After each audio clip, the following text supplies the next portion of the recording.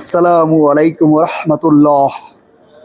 সম্মানিত দর্শক, গতকাল রাতে ইসরায়েলের উপর ক্ষেপণাস্ত্র হামলা চালিয়েছে ইরান, আলহামদুলিল্লাহ।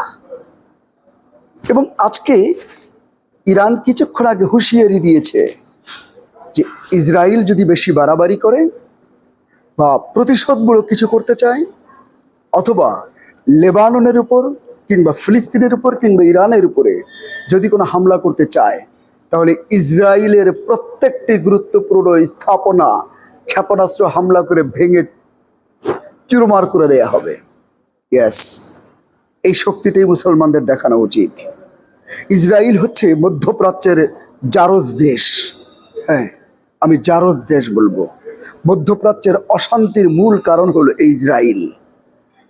একদিকে ফিলিস্তিনের ছোট্ট ছোট্ট শিশু, আহা কি হাহাকার জীবন তাদের, এক মুঠো খাবারের জন্য তারা কি অসহায়। ফিলিস্তিনের যুবকগুলো, তাদেরকে ধরে ধরে নিয়ে কি নির্মমভাবে নির্যাতন করছে, মা বোনদের নির্যাতন করছে। ফিলিস্তিনের এই যে কিছুদিন আগে থেকে যে আক্রমণটা করছে, এই আক্রমণে লক্ষাধিক শহীদ হয়ে গেছে। এরপরে এই জানোয়ারদের স্বাদ মেটে না, এরা আবার হামলা করেছে লেবাননের উপরে। লেবাননের হিজবুল্লাহ এই সংগঠনের অন্যতম নেতা, পুরো মধ্যপ্রাচ্যের মুসলমানদের যে সিংহবীর নাসরুল্লাহ, তাকে হত্যা করেছে এরকম মুসলমানদের অনেক বীরদেরকে এই ইসরায়েল। অতএব এই ইসরায়েলকে কোনো প্রকারের ছাড় দেয়া যাবে না। বিধায় ইরানের এই হামলাকে আমরা সমর্থন করি, এবং আমি মনে করি সারা পৃথিবীর মুসলমানদের উচিত একত্রিত হয়ে এমন একটি শক্তি, এমন একটি সংগঠন, এমন একটি অবস্থা তৈরি করা যেন এরকম ইসরায়েলকে হামলা করতে দ্বিতীয়বারও ভাবতে না হয়। তাহলেই কেবলমাত্র যদি এদের লজ্জা হয়। এরা মা বোনদেরকে নির্যাতন করে, যুবকদেরকে নির্যাতন করে, হাজার হাজার জনকে শহীদ করে। এরা হলো সাইকোপ্যাথ।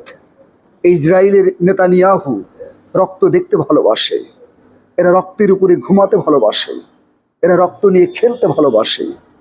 এরা জানোয়ার, এরা নরপিচাস, এরা মানুষ নয়। এদেরকে মানুষ বলে রাখা যায় না। পরিষ্কার বলতে পারি, ইসরায়েল হচ্ছে পুরো মধ্যপ্রাচ্যের জারজ সন্তান এবং জারজ দেশ। এদেরকে শায়েস্তা করতেই হবে। আমরা আশা করি সেদিন বেশি দূরে নয়, যেদিন কালেমার পতাকা আকাশে উড্ডীন থাকবে, লা ইলাহা ইল্লাল্লাহু মুহাম্মাদুর রাসূলুল্লাহ সাল্লাল্লাহু আলাইহি ওয়াসাল্লাম। আসসালামু আলাইকুম রহমতুল্লাহ।